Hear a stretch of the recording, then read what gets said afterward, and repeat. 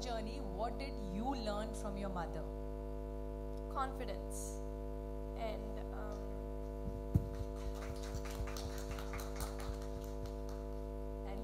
did you have a little bit of nervousness doing the SAD or at Times Square? I didn't know. My dad surprised me. He woke me up at like 10 in the morning, and I was sleeping. He woke me up. He was like, "You're at least. You're at least." And I was like, "What?" So I woke up. I go out. It took me a while to process this because I was still sleeping. So I go out and I see I'm on Times Square, and he's like, "You're on Times Square," and I'm like, "Times Square?" And first I was still sleeping. I was half asleep. It took me a while to process what Times Square even was.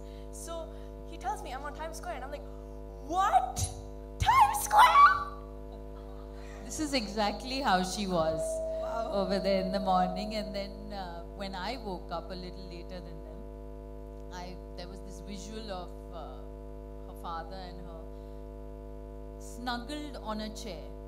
I was crying. I didn't even know I was crying. And I I had no idea why she was crying. And I was like, "What happened to her early in the morning?"